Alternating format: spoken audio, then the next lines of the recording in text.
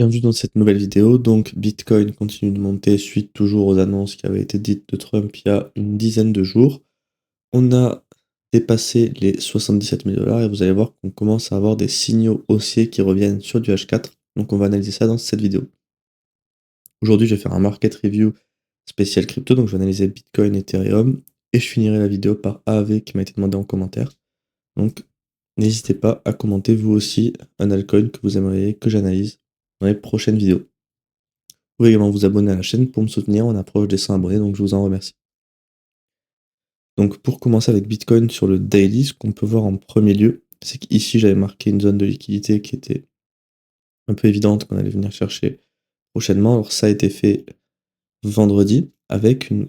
Alors si ça arrive à supprimer, vendredi avec une bougie qui est quand même plutôt bullish, parce qu'on a quand même un gros corps de bougie, même si on a une petite mèche de rejet. C'est pas non plus ultra choquant. Donc pour le moment, la dynamique haussière continue pour notre swing pullback, même si c'est un swing pullback qui est fait en complexe pullback. Parce que je rappelle, on est toujours compris entre le bas de la jambe de baisse et le haut ici. Ça là, hop, tac. Alors à quoi on peut s'attendre sur le daily maintenant pour nos scénarios? Il n'y a pas eu trop de changements. On a ce POI weekly qui pourrait rejeter le prix. Dans ce cas-là, il faudra attendre de voir une réaction, création de POI à partir de cette zone. Et là, on pourra se positionner en short. Sinon, si on passe ce POI, on pourra target cette zone ici, ou celle-là, qui est imbriquée dans notre deuxième POI weekly. Voilà, c'est les 2-3 scénarios possibles sur le daily. On a 3 zones de rejet de façon qui sont clairement identifiées, qui est ce POI weekly, ce POI daily, et ensuite le double POI ici, daily weekly.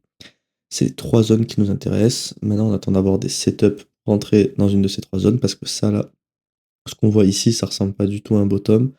Et de toute façon, pour qu'on confirme un bottom, il faudrait déjà au minimum venir choquer à la hausse ici, et après retourner la structure à la hausse. Donc il nous manque beaucoup d'éléments. Donc clairement, c'est beaucoup trop tôt pour parler de bottom. Si vous parle de bottom sur Twitter ou autre, j'aimerais bien savoir quels arguments ils peuvent avancer, parce que là, clairement, il n'y a rien du tout.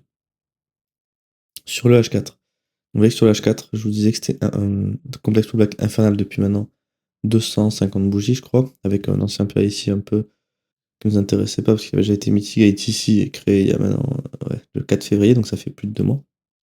Donc suite à ce choc aussi, on peut enfin chercher des longues, sauf que le premier élément que je vais vous dire, c'est que on cherche des longues pour faire le swing pullback.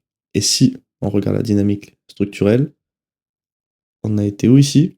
Dans l'extrême discount de notre structure baissière. Donc on cherche des longues pour faire le swing pullback. Vous voyez que notre strong high ici, on est très proche. Donc clairement, c'est soit on retourne la structure à la hausse au point où on en est, soit c'est un faux choc et on va venir choquer à la baisse. Donc là, si on zoome un petit peu donc, sur le price action actuel, alors si on doit mettre, est-ce qu'on peut faire une petite structure interne? Bon, on va dire que là, à ce niveau-là, on peut dire qu'on a eu un BOS interne. Ça pourra nous aider un peu à analyser cette énorme price action. Donc c'est IBOS H4. Tac. Je zoome un petit peu pour qu'on puisse voir maintenant ce qui s'est passé. Donc structure interne haussière. Si je devais l'architecturer, elle serait comme ceci. Donc là, vous avez notre structure interne haussière. Donc clairement, l'objectif c'est de maintenir cette zone. Tant qu'on ne vient pas casser cette zone en H4, on peut essayer d'avoir un potentiel rebond pour aller plus haut. Par contre, si pour moi, on vient prendre cette zone, ça signifiera que le choc est baissier et la structure interne se retourne à la baisse, donc clairement, il y aura beaucoup de chances de continuer de la baisse. C'est vraiment le niveau à surveiller pour l'instant, sachant qu'ils ont fait un nouveau high, tous ces niveaux remonteront, donc c'est pas un niveau qui est fixé. Ensuite, on a eu un POI qui a été créé ici. On en avait aussi un qui était à ce niveau-là, celui-ci a été invalidé plutôt rapidement. Donc, suite à la création de ce POI, on peut chercher des longues dans cette zone. Par contre, ce que je peux vous expliquer aussi, c'est que tout ce qui a été fait vendredi ici, c'est un price action de news. C'est-à-dire que on a eu des news comme quoi l'Iran n'allait plus fermer les détroit d'Ormuz. Et au final, hier, on a eu la news qu'ils allaient le refermer, je crois, en partie. Donc, le marché est drivé par des news, donc c'est pas un price action hyper propre. Et si je vous remontre les anciens price action de news qu'on avait eu, par exemple, je crois que ça devait être ici. On avait eu un beau price action sur une news aussi avec l'Iran, énorme bougie haussière. On style un peu par là et après, hop, on recorrige parce qu'en fait, c'est des news qui valent rien. Les news, ça vaut pas grand chose.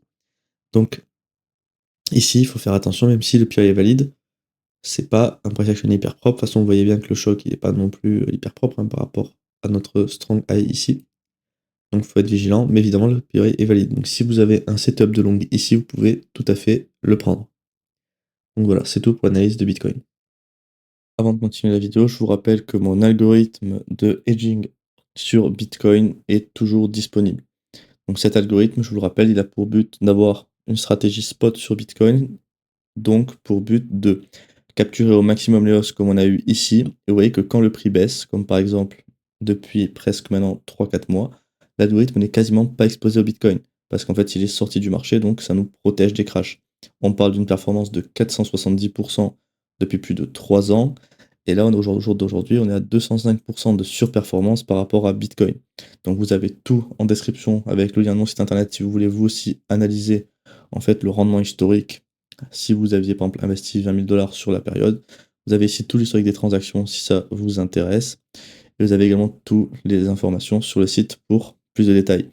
Ici, on peut voir quel est le processus de déploiement de cet algorithme. Si vous voulez profiter de cet algorithme, c'est très simple. Vous avez juste à sélectionner en fait votre forfait ici. Et après, vous connectez juste votre exchange à notre outil partenaire. Et après, la stratégie elle peut opérer 24 heures sur 24 d'une manière 100% automatisée. Donc, vous retrouvez tous nos tarifs juste en dessous. Et vous avez également aussi une vidéo de présentation ici pour avoir plus de détails sur cet algorithme juste en haut du site. Je vais continuer avec Ethereum, donc analyse plutôt rapide parce que à mon avis c'est relativement similaire à Bitcoin. Donc sur le weekly, on a invalidé ce POI, donc ça nous intéresse plus. Donc là le nouveau scénario il est clair, on attend un retour ici pour faire ensuite un nouveau lot. Ça c'est notre scénario sur Ethereum. Attention à cette bougie, on verra la clôture. Ça pourrait être une belle prise de liquidité de ces deux highs ici pour alimenter le futur mouvement baissier. C'est totalement possible, ce FVG peut très bien rejeter le prix et après on peut repartir. Donc ça c'est pour ce qui est du weekly, la structure reste toujours haussière, donc on s'attend en fait, moi le scénario qui serait le plus intéressant c'est d'attendre un retour ici pour repartir à la hausse à ce niveau-là. Je vais passer ensuite sur le daily. Donc on avait un PI ici qui a été invalidé. Donc je vais pouvoir retracer ceux qui sont plus hauts parce que maintenant qu'on n'a plus de PI baissier, ceux-ci sont ceux qui vont nous intéresser si on continue la hausse. Donc on a un ici, un nouveau à ce niveau-là. Bon, et le troisième c'est dans l'extrême de notre PI weekly. Tac. Donc clairement, là maintenant c'est clair, on attend un retour dans un de ces trois POI et on attend évidemment un rejet, on verra lequel. Pour le moment, il n'y a aucun scénario, enfin, il n'y a aucun scénario. On attend un retour ici, mais avant qu'on soit à 2700, il y a un peu de marge, donc pour le moment, on n'a aucun POI à trader. Peut-être que si on fait un retour baissier comme ça, on aura la création d'un POI ici pour chercher des longs comme ceci. Donc à surveiller ce qui se passera en début de semaine notamment, quand les marchés vont réouvrir, étant donné qu'on est en plein price action de news avec la guerre et tout ça. Donc il faudra surveiller. Sur le H4 maintenant. Ah voilà, c'est pas mal par contre. Ok. Alors on a retourné cette structure à la hausse. Par contre, ok. Est-ce que j'ai envie de tracer une structure comme ça? Honnêtement, j'ai pas trop envie parce que ça va partir un peu dans tous les sens. Donc je vais tricher, je vais prendre la dernière structure interne qu'on a pu avoir. Est-ce que c'est ça? En fait, on en a eu une ici, BIOS ici, ici. Non, on était maintenu. Ok. Je vais prendre une structure comme ceci. Je vais pas prendre la toute petite structure ici parce que ça n'aurait pas trop de sens non plus. Mais là, on peut voir qu'on avait un semblant de structure dans notre complexe pullback, donc je vais essayer d'exploiter cette structure-là pour avoir quelque chose de quand même plus cohérent sur du H4. Là, vous voyez que c'est quand même beaucoup plus lisible. Donc la structure interne, elle était haussière ici, perpétuée, perpétuée, et de nouveau perpétuée à la hausse. Donc si je devais tracer la structure interne, H4, elle serait comme ceci. Hein. Donc clairement, on est pareil que Bitcoin, proche ici du strong low de la structure interne. Sauf que Ethereum lui a fait autre chose. Il est venu choquer à la baisse. Donc ça, c'est la seule différence avec Bitcoin. Peut-être que ce choc baissier est annonciateur du futur choc de Bitcoin, donc il faudra surveiller. Tous ces POI ne servent plus à rien. Donc là, si on clôture avec la création d'un FVG ici, on va avoir un POI qui va se créer comme ceci. À partir de ce moment-là, on aura une zone pour chercher des shorts comme ceci, minimum, je pense, jusqu'au low ici. Et après, on verra si on peut aller plus bas. Donc j'essaierai de vous mettre le scénario sur le Discord si on vient créer le EVG. Je vous ferai une mise à jour dans la soirée, je pense. Donc n'hésitez pas à rejoindre le Discord si vous voulez voir plus d'analyse que celle juste sur YouTube. Donc là, c'est à peu près tout ce que j'ai à dire. On s'attend à un swing pullback au vu du choc baissier. Il nous faut un POI qui sera potentiellement celui-ci, donc on verra s'il est créé ou pas. Sinon, c'est à peu près tout ce que j'ai à dire. C'est bien qu'on ait une structure haussière, surtout une structure plus petite à exploiter. Là, ça va être intéressant, je pense, dans les prochaines semaines d'exploiter cette structure sur Ethereum. Donc on verra maintenant ce que le prix nous donnera dans les prochaines semaines. Avant de continuer la vidéo, je vous rappelle que le mentorat est toujours disponible. Ça, c'est pour les personnes qui veulent vraiment apprendre et se former pour faire exactement la même chose que moi tous les jours sur les marchés. Donc, vous pouvez avoir 3 formules distinctes ici, hein, si vous voulez payer mensuellement, trimestriellement ou annuel. Vous pouvez également faire des paiements en crypto. Vous avez accès donc à 2 formations offertes dans ce mentorat avec des briefs mensuels privés. Je réponds également à toutes vos questions. Vous pouvez faire des appels avec moi. Et donc, ce sera des cours vidéo pédagogiques. Vous aurez également accès au groupe privé, donc en fait via Discord, pour discuter. Je vous mets aussi plein de ressources dedans, donc n'hésitez pas à nous rejoindre si vous voulez vraiment apprendre à maîtriser les marchés. Donc, je vais continuer avec l'analyse de AAV. Donc sur le weekly, je vais ignorer un peu ce qui s'est passé là, parce que sinon je pense qu'on aurait une structure qui serait comme ceci. Mais à mon avis, si on regarde ici, en fait, on serait quand même dans une immense structure. On a un pullback ici, ok. Retourner ici. Voilà, donc notre structure, elle est comme ceci sur le weekly. Tac. Donc structure haussière, le BOS a été fait à ce niveau-là. Non, voici, ok. Donc, structure haussière. Au vu d'où on peut s'attendre peut-être à un sup de notre strong low ici. À voir ce qui se fera dans les prochaines semaines. L'order flow est baissier depuis cette mèche, donc ça c'est pénible qu'on ait eu cette énorme mèche parce que tout ça c'est du complexe black, il y aurait peut-être des price action intéressants à chercher.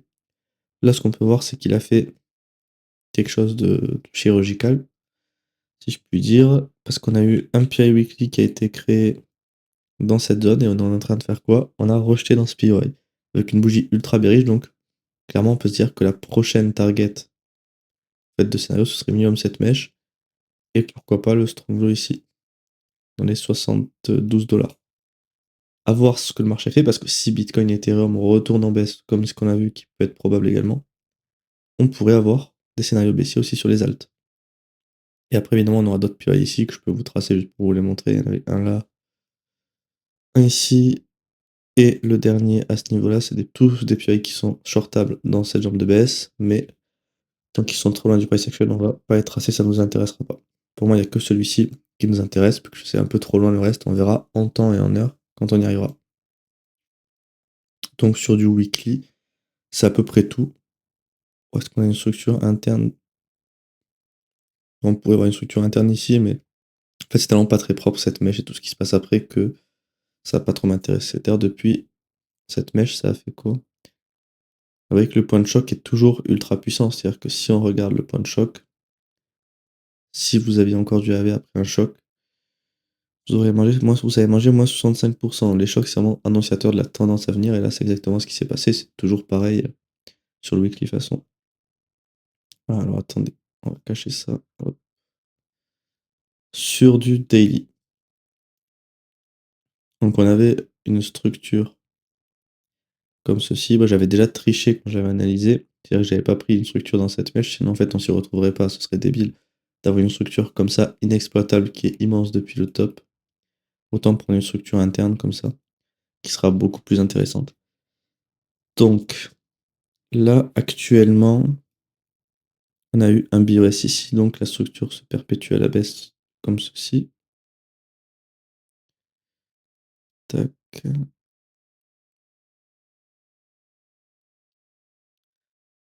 Donc, qu'est-ce qu'on peut voir? On est en train de créer quand même pas mal de liquidités à ce niveau-là, hein. On a une belle trendline de liquidité. Donc ça pourrait être une zone future que le prix viendra rechercher, mais en tout cas pour l'instant c'est pas dans le scénario actuel. Alors on est dans une ancienne demande ici qui pourrait potentiellement faire remonter le prix pour venir travailler sur FVG qui est quand même assez gros. Après si le momentum continue, on peut directement venir casser ce lot là. Mais en tout cas, on a une ancienne demande qui pourrait faire un rejet. En tout cas, ça veut pas dire qu'elle va en faire un parce que l'order flow est toujours baissier. Parce que vous voyez que celle-ci qui était ici, elle n'a pas fait du tout de rejet, elle a été transpercée directement. Suite à cette demande qui a été donc cassée, on a eu la création d'un POI ici. Donc clairement, le scénario, il est clair sur AAV. On peut s'attendre à ce que cette demande fasse potentiellement un rebond. Mais celui-là qui est sur le mauvais, hop, un rebond. Et le scénario, il est clairement comme ceci. La réalité, c'est qu'il y a peu de chances qu'on fasse un rebond aussi haut. Ce qui est le plus probable au vu du price action, c'est que cette demande elle fasse une mitigation du FVG et qu'on reparte. Et même ce FVG, je pense qu'on a peu de chances de le mitigate. Parce que là, ce qui va se créer, je vais vous montrer. Demain, on va sûrement avoir une bougie qui va soit baisser un petit peu, soit. En fait, je pense qu'on aura une grosse bougie demain au vu de la volatilité des derniers jours. Et si la bougie de demain est comme ceci, par exemple, il y a de fortes chances que celle qui retravaillera aura juste potentiellement dans ce FVG pour repartir. Et peut-être qu'on ne viendra même pas donner ce FVG ici.